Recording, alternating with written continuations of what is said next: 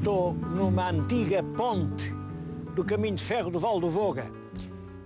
Foi construída em 1913, mas o último comboio que passou aqui foi em 1989, portanto, há 11 anos.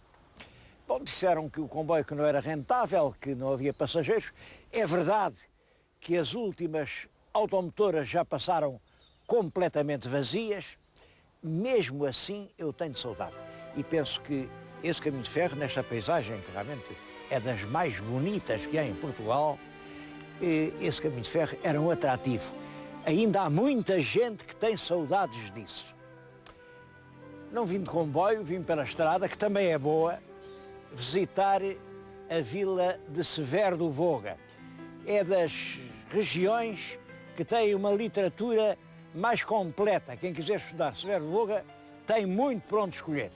Eu, assim, lembro-me, assim, rapidamente, de 3 livros, a do Sr. Fernando Ramos, com uma monografia de Severo do Voga muito completa, com uma excelente edição, a do Sr. Dr. António Henriques Tavares, tem uma monografia sobre a freguesia do Pessegueiro, também extremamente bem feita, e a do Sr. Pedro Veiga, a monografia é sobre a freguesia de Talhadas.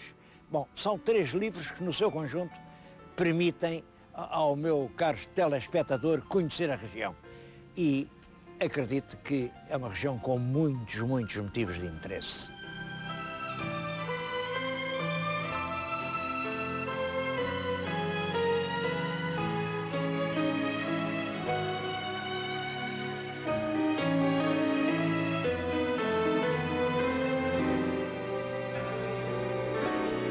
É uma região povoada desde há muito tempo. O que estão a ver aqui na nossa frente é uma anta. Ela deve ter aproximadamente 5.000 anos. Vêm atrás, vêm passar os caminhões, aquilo é IP5. Quem passa rapidamente no IP5 não imagina que a cerca de 50 metros fica aqui este monumento tão interessante. É um sepulcro coletivo, mas que tem o interesse de, numa das lajes, há gravuras que talvez representem o movimento de chamas. A gente hoje não pode saber o que elas querem dizer, mas são pedras esculturadas que guardavam a cabeceira dos mortos. Mortos certamente ilustres, eram os chefes da comunidade que vivia aqui. Isto chama-se o Chão Redondo, é uma pequena planície fértil, numa região onde havia muita caça, onde havia muita pesca, onde havia muitas árvores que davam frutos que se podiam comer, e isso explica a instalação de uma população numerosa já no Neolítico. Bom, e depois isso vai continuar na época romana. Eu agora vou-lhes mostrar o monumento romano.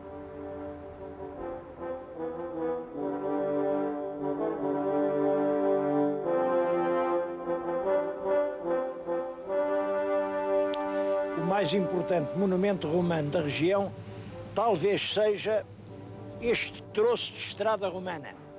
E eu vim aqui, isto é, no lugar da Ireira, freguesia de Talhadas, porque, é claro, isto há meia dúzia de anos nem se percebia que havia aqui uma estrada. Bom, mas a Câmara Municipal, apoiada pela Junta de Freguesia e lançando mão do voluntariado dos estudantes da escola secundária, nestes últimos anos têm conseguido pôr a descoberto a estrada romana. Isto, para mim, é importante porque, como sabem, as estradas romanas são um dos principais monumentos da influência da civilização romana no nosso país, mas já quase não há estradas romanas. Eu, em tantos pontos, tenho ouvido dizer, olha, aqui havia uma estrada romana, mas depois veio um senhor, fez uma casa, fez um muro, passou uma estrada, uma autoestrada, estradas romanas são a desaparecer. Aliás, é um problema esse da conservação deste património que não pertence a ninguém e, por isso, os proprietários das terras não deixam lá fazer coisa nenhuma, dizem, isto aqui passa na minha terra, portanto, isto é meu. Estamos a perder os restos da nossa antiguidade romana porque não há uma lei que venha resolver isso. Isto é meu, ninguém toca. Felizmente aqui, e isso também é exemplar, os proprietários colaboraram com a junta de freguesia e todos estiveram de acordo em que valia a pena salvar, são umas centenas de metros ainda, de uma estrada que tem perto de 2000 anos. Aliás, vêm aqui marcados os traços das carroças que durante muitíssimos séculos fizeram por aqui a ligação de Braga a Viseu.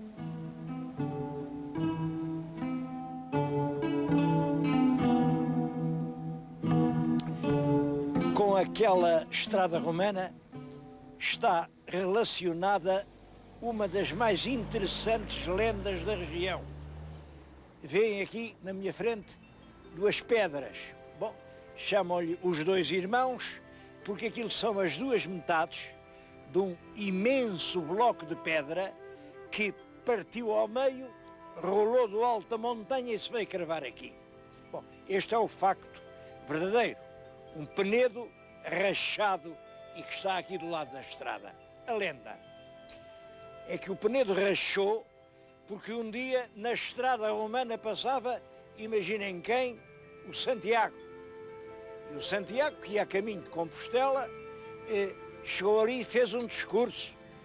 E a palavra dele era como o relâmpago, comovia as próprias pedras. O penedo ouviu o verbo ardente Santiago, fendeu-se em dois e foi parar ali. É isso que lá está escrito naquela lápidezinha que veem. Bom, a outra lenda é diferente e quanto a mim é mais bonita.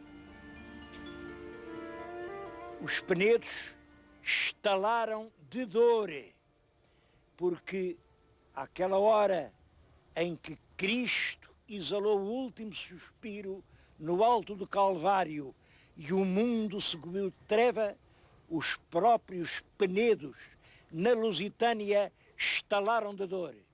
E é o penedo partido pela dor da morte do Salvador do mundo que está aqui na estrada a recordar essa tragédia. Reparem como estas lendas são bonitas e como, sobretudo, elas documentam um facto. É o facto da pregação cristã. Do alto dos púlpitos, os pregadores contavam histórias. Quando as histórias eram bonitas, ficavam para sempre gravadas na alma do povo. O que estes penedos enormes querem dizer é que passou por aqui um orador de talento.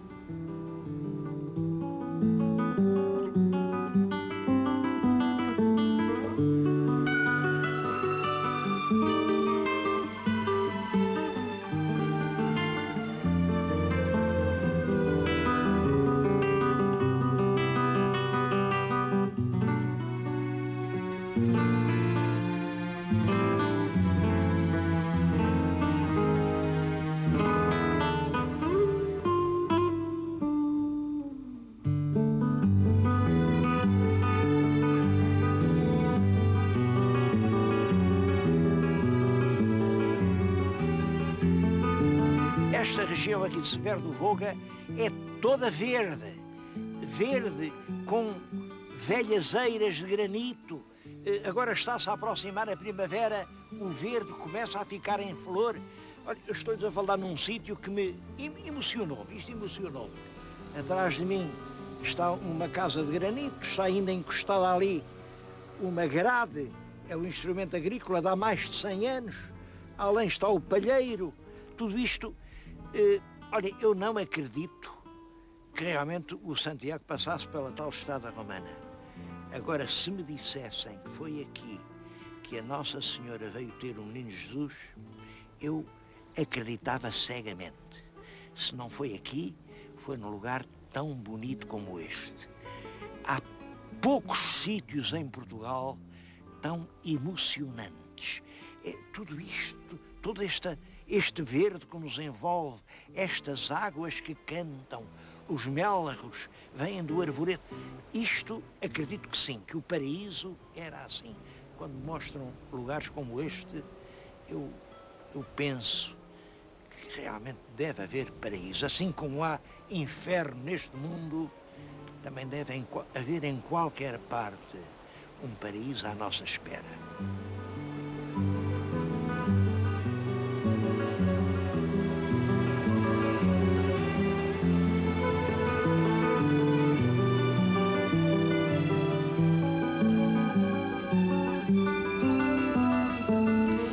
Há quem diga severe e quem diga severe. Bem, eu penso que devia ser severe, porque a palavra sabemos bem de onde vem. Vem do latim. Um proprietário, naturalmente chamado Severus, teria aqui uma vila, e é claro, a vila de Severus. Este de é o genitivo, portanto seria Vila Severi. Severi dá sever, severe. É claro, a gente diz sever por causa da influência do ver português e também talvez porque é uma terra linda de se ver. Deves ver que Severo do Voga é das vilas mais impressionantes sob o ponto de vista da paisagem litoral que existem aqui em toda esta região. Do modo geral, nas nossas povoações, o fundo é o betão e o asfalto. E lá tem uma pindinha verde ou outra. Aqui é as avessas. O fundo é o verde. E o betão e o asfalto aparecem a clarear perante as grandes manchas da verdura. O verde e o ouro dos laranjais. Isto é a terra das laranjas. Julgo que não há este encanto rústico, esta paz extraordinária, não se encontra em muitos lugares portugueses. Estou a falar, aliás, num dos sítios mais bonitos aqui da região, que é a Quinta do Barco. A Quinta do Barco é um espaço de lazer muito bem arranjado. Ela já fica deste lado do Voga, na freguesia de Paradela do Voga. O Voga corre aqui, este é o rio Voga, e daquele lado já fica outra freguesia. A freguesia do Pessegueiro. Isto tem muita graça, porque esta freguesia, este lugar aparece referido já em inquirições do fim do século XIII. Bom, naturalmente no fim do século XIII não há pessegueiros em Portugal, porque a palavra pessegueiro vem de persicum, é uma árvore que vem da Pérsia, só vem depois dos descobrimentos. Portanto, quando não havia pessegueiros, isto não tinha nada a ver com os pêssegos. Agora, a terra chamava-se pessegueiro com C curvo. Com C curvo. Agora é que passaram a escrever com 2 S, porque pessegueiro, o fruto, tem S. Mas isto não tem nada a ver com a árvore. Tem a ver, talvez, com pesca, com pesqueiro, com pisces latino. E daí o C curvo. Esta coisa de mudar a maneira como se escrevem os nomes das terras é péssima. Ainda há pouco tempo estive num sítio que chamava-se muito bem, era um terreno liso, chão, com muito mato, que um mato aquele se chama panasco, o panasco, e portanto a terra chamava-se o Panascoso. Bom, mas os moradores não gostaram, acharam que a palavra não era assim muito nobilitante. Imaginem o que eles foram arranjar. Agora chama-se Panhascoso. E a gente vai lá à procura dos penhascos, lá que não há penhascos nenhuns, porque aquilo é Panascoso, não é Pinhascoso. As terras não podem mudar os seus nomes, porque realmente deixam de ser o que são. Aqui, o rio foi o grande pulmão, a grande estrada que fez nascer a região. Para esta estrada passaram os romanos, passaram todos os povos e servia para levar os produtos da montanha até ao litoral. Havia portos aqui onde se carregava a lenha a palha para os fornos, as padarias, a fruta, tudo isto ia rio abaixo até à Ria de Aveiro. Concretamente, nas matas, os lenhadores abatiam os troncos que depois escorriam até ao leito do rio, iam lentamente rio abaixo até chegar a Aveiro. Foi com troncos levados desta maneira, corrente abaixo, que se construiu uma boa parte da cidade de Aveiro e talvez também de Ovar. É isso, é essa ligação entre a montanha e a floresta e o rio que põe a serra em contacto com o Atlântico, que faz nascer a região. Uma região que hoje tem cerca de 180 km² e cerca de 14 mil habitantes. Portanto, é uma população equilibrada para a extensão, uma região muito procurada pelo turismo, cada vez mais, porque isto é realmente tão bonito, que enfim, ninguém pode esquecer isto, mas que também enfrenta problemas. Eu agora vou-lhes mostrar um outro exemplo aqui da história de Severo. Quem vier de Lisboa para Severo, quando se aproximar da vila, desce uma grande ladeira em direção ao Voga. Ora bem, no meio dessa descida, avista à nossa mão esquerda um edifício estranho. É uma fábrica gigantesca, mas parece que passou por ela qualquer vendaval de tragédia. Não há uma vidraça inteira. As paredes têm fendas, os muros têm grandes manchas de umidade. Vê-se que é uma casa abandonada e maldita. O que é que aconteceu ali? Impressionou-me tanto, um prédio fantasma, e é o maior prédio de toda esta região, e fui perguntar. E a história é realmente impressionante. Em 1892, no fim do século passado, nasceu aqui um jovem, um rapazinho, o Joaquim Martins, que era dotado de um feitio empreendedor extraordinário. Aos 20 anos já tinha criado uma carreira de diligências, fazia negócio com tudo, e da casa dele, a casa dele dava para o rio Voga, via passar mansamente as águas do rio, e ele pensava, mas esta força toda a passar, eu vou aproveitar isto. Fez uma barragem, com a queda d'água fez mover geradoras elétricas, comprou mecanismos, fez umas fábricas e, passados alguns anos, o Joaquim Martins possuía um estabelecimento industrial modelo. Fabricava as massas Voga, que eram, nas massas alimentícias, do melhor que se fazia na Europa.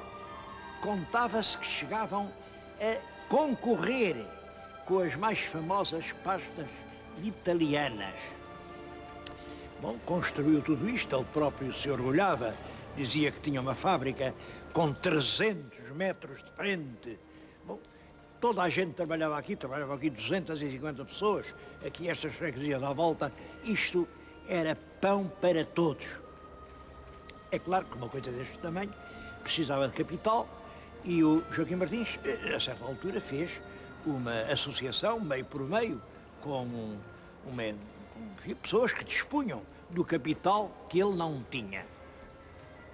Ora, o que aconteceu foi que pouco depois os seus novos associados puseram a questão, ou ele ou eles, um tinha que sair, não se entendiam, e como o Joaquim Martins não tinha, nessa altura, possibilidades de dinheiro para comprar o que já valia muitíssimo, largou a parte dele.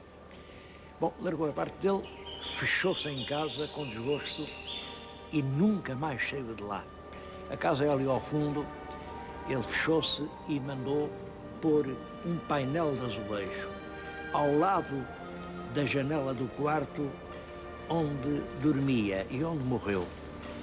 Esse painel ainda lá está e diz o seguinte: os homens honestos são o voluptuoso coxim, sobre o qual os patifes adormecem e engordam. Quanta amargura não há nessas palavras. Eu acho que ele enganou-se. Ele enganou-se. Porque os patifes esquecem e os homens honestos, esses ficam para sempre. A empresa que os tais homens, que os tais patifes tinham comprado, deu muita volta, mudou de mão várias vezes. Quando chegou em 1982, parou completamente a sua elaboração, foi entrando em ruínas, até que aqui em 98, já, portanto há 2 anos, foi à praça, tudo isto foi à praça, e para ser vendido por quem mais desse.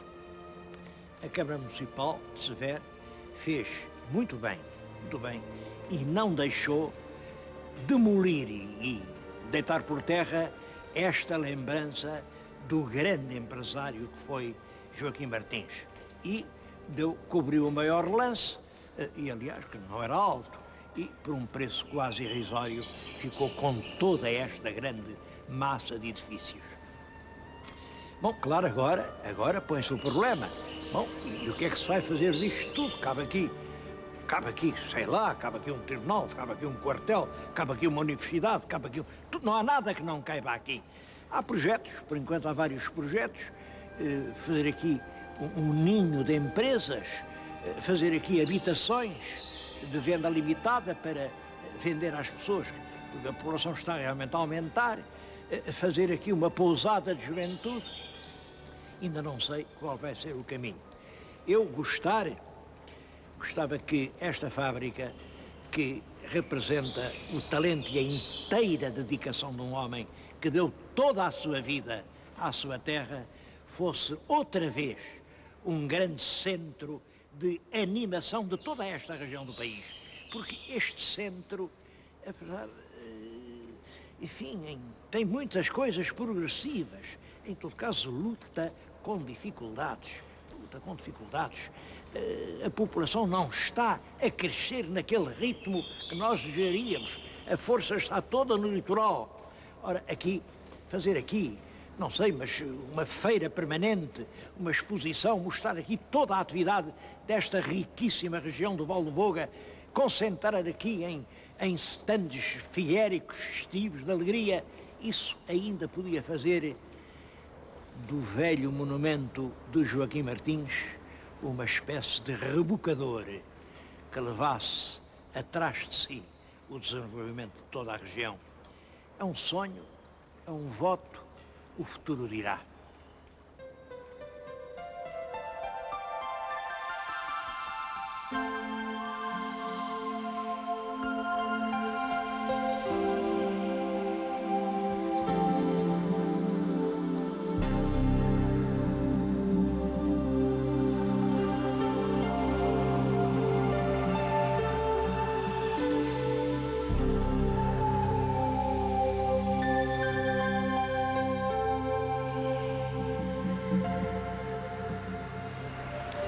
Esta imagem que eu tentei dar da região de Severo do Voga é muito incompleta por 2 razões.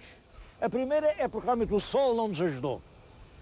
Não podem acreditar a beleza que isto é num dia de sol aberto. E a segunda razão é que isto não é só paisagem, isto é também progresso. A região de Severo do Voga é uma região a arrancar no caminho da industrialização. Há aí, à volta, vários polos industriais. Olhem, aqueles edifícios que vêem, num deles contaram-me esta história. Vão agora iniciar a produção, puseram anúncios, queriam 35 trabalhadores. Bom, esperaram 15 meses. E ao fim de 15 meses tinham aparecido 5. Faltam 30. Este é um dos enigmas portugueses que eu gostava que o meu querido telespectador me ajudasse a entender. Como é que, num país em que se fala tanto em desemprego, há tão pouco quem queira trabalhar. O que é que está na base disto? Há qualquer coisa que está errada. Eu estou a falar-lhes agora aqui num ambiente, já viram, industrial.